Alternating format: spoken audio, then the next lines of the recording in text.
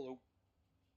Today I would like to bring you a short video going over my thoughts on what I believe to be a pretty good build for the 0.3 patch, and to no one's surprise it will be a bow build, and maybe to no one's surprise it is tri-stacking.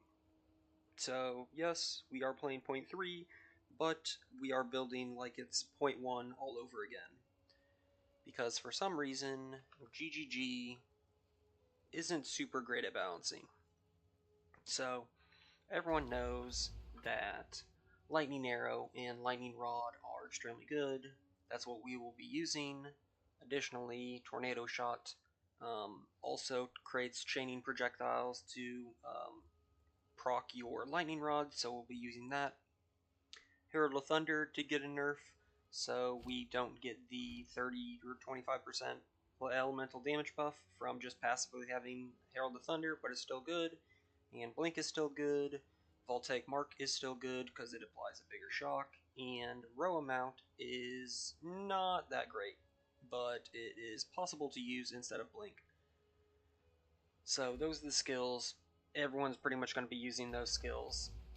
The thing that makes potentially my build more unique is that it's tri-stacking. So I'm sure some people will catch on to the fact that tri-stacking is broken again, because GGG keeps adding stuff that's really good for tri-stacking. So in the 0.3 patch, they added 2 new notables that are insane. So here, you get evasion based on intellect, and since they nerfed evasion by quite a bit, the calculation, you will need a decent amount of evasion to get anywhere close to where you previously were. So previously on this build, I think I had like 60% evasion. Now it's 44%, but it was 25%, or it would be 25% if they didn't put in this note for tri-stacking. So now I get up to at least a respectable 44%. So yep, that's another good thing. Additionally, this node gives you accuracy based on your intellect. And since I have a lot of intellect, I get a lot of accuracy, and accuracy, due to this node, is being converted into attack speed. Additionally, they buffed dexterity, also now gives more accuracy, so I'm not really stacking accuracy, but yet I have 14,000 accuracy. So, yep, that's another tri-stacking thing.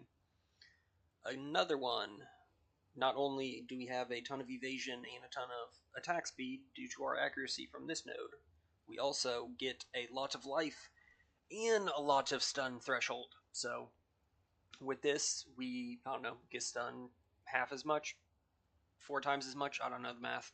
It's a lot less. Additionally, since I have 1,000 dex, this is giving me 250 life, which is not a huge amount, but it's a pretty solid amount. So that's pretty nice.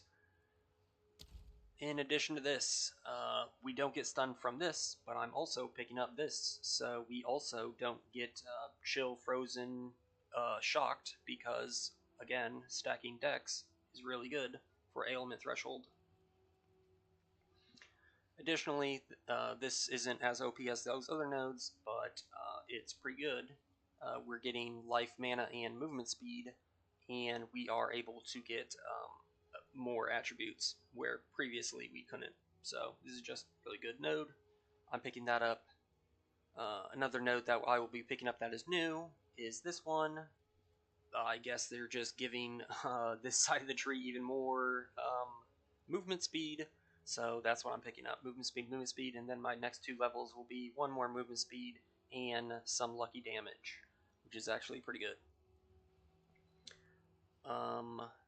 As for my jewels, so this is a standard character. I am having the Legacy Quiver bonus, which is pretty good. It's mainly good because Quivers give proj speed, and proj speed makes things die faster. So if you can kill mobs before they even look at you, that's pretty good. And that's one difference between bow builds and crossbow builds, where crossbow builds are very limited on how much range they have. Bow builds, you can pretty much hit 2 screens away if you have enough proj speed. So proj speed is really good, and this bonus is increasing all these things on my bow. So again, I'm a dex stacker, or I'm a attribute stacker, so it's multiplying the dex. I also get a 100% quiver bonus on the tree, so that plus 2 equals a plus 4, and then I'm just getting a bunch of damage and a bunch of flat damage, and also getting a bunch of accuracy, which is converted to attack speed. So obviously this mod's really good. That's why they nerfed it to maximum 6%, but I have Legacy 1, so it's 15%. Other ones that are other mods that are good on these jewels is plus 2 movement speed. Obviously, movement speed is really good, and since we one-shot everything, movement speed is pretty king. On this character, I have 95 movement speed when I kill a mob, thanks to some of these nodes, and also due to summoning a stag spirit. So 95 movement speed is solid. And then attack speed's not super great on this jewel, but whatever, because we have so much attack speed anyway from Legacy, Hands of Wisdom, and Action. But Magnitude of Shock is actually pretty good. It's a 3% more damage multiplier. And then the obvious Polymath is solid, and Jack of all trades is legit insane. This node still gives our build like 30 to 35% damage, because yeah, we have 1,000 of each attribute. So this node, oops, if I click the right button, is like 3 times better than any other node on the entire tree, which is nice. We are running a Legacy Large Against the Darkness, so we are getting a lot of notables within the circumference of this notable or jewel. I'm also picking up Rattled by having this Megalomaniac. Megalomaniac is allocating intellect. I'm not a crit build, so this crit doesn't really matter. I mean, it's like 1% damage, but who cares?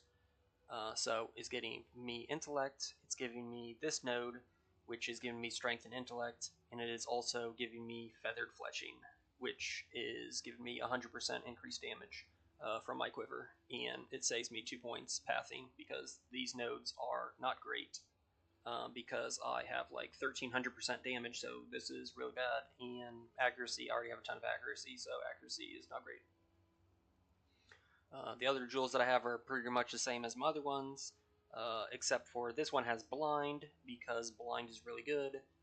So I have like 44% evade chance that is multiplied by 20%, so I actually have a 50% evade chance when targets are blinded, and since I attack so fast, pretty much all mobs are either dead or blinded, which is nice. So that is my passive tree, pretty self-explanatory. I kind of go this far because I want life on kill, because when I'm mapping, I basically can't die because I kill lots of mobs per second, so that's why this is kind of inefficient to go all the way over here. It's not super inefficient, I mean it's solid, but this is like the main reason I'm going for, and the jewel. As for gear, so again, GGG, not sure what their balance team is thinking, but in the 0.2 patch, they added runes that give +1 arrow, which is disgusting. So this bow has 5 plus arrows, and it has really high flat damage, and I'm non-crit, so I'm just going attack speed and plus proj levels.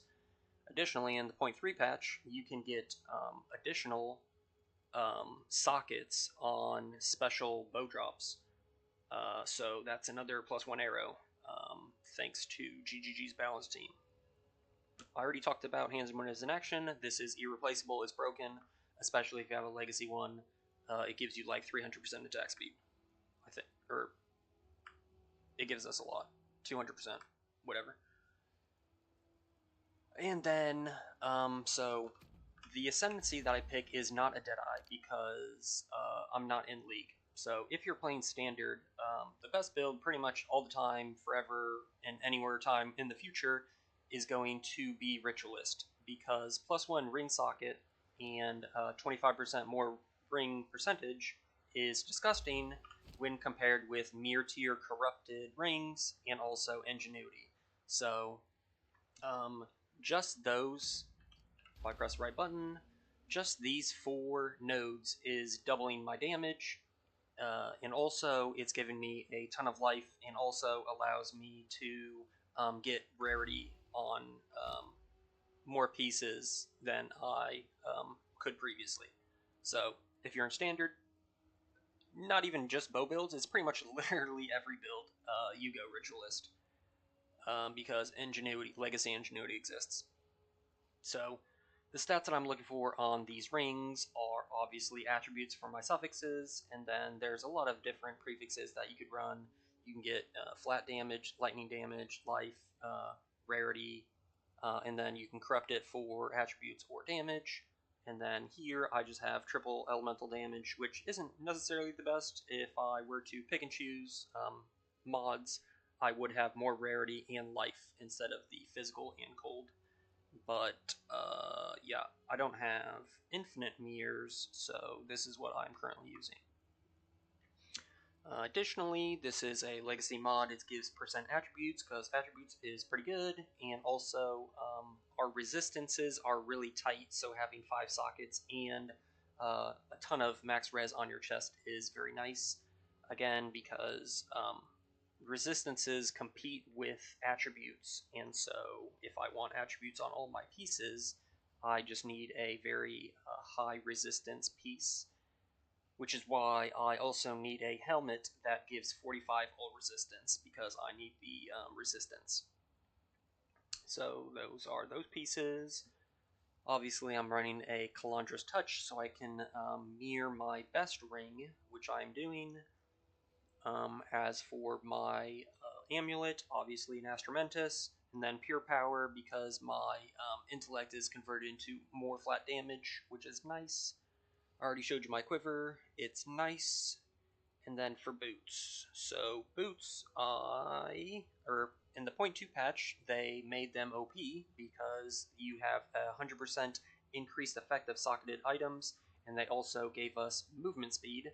So previously, you could get 35 movement speed on boots. Now you can, or in the .2 patch, you could get 55%, and now in the .3 patch, you can get 65%. So I'm looking to upgrade these boots. In a perfect world, that rarity roll would be a strength roll, and then I would have 3 sockets, as boots can drop with 2 sockets now, and then you can corrupt it for 3. And so that is another item that I want to upgrade. As for my flasks, this is good. Since I'm Ritualist, when I get low health, I get 100% more effect of life recovery, which also affects flasks.